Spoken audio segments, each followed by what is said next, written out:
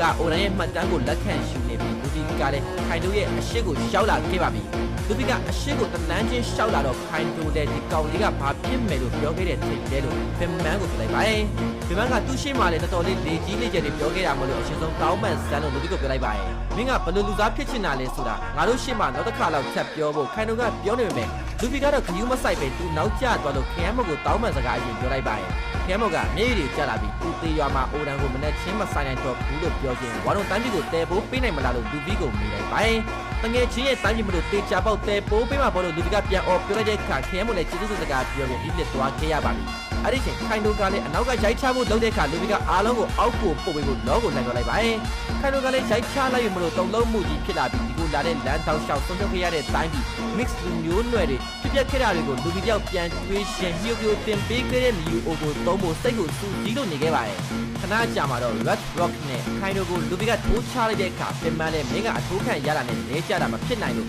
ဘာတွေတုံးနေရလဲလို့ခိုင်တို့ကိုပြောရင်းအံ့ဩနေပါတော့ငါကမန်ကီဒီလူဗီမင်းတို့ကိုကြော်တက်ပြီးပေတရမြဘယင်ကြီးဖြစ်လာမဲ့သူဘဲလို့လူဗီကပြောလိုက်ပါတယ်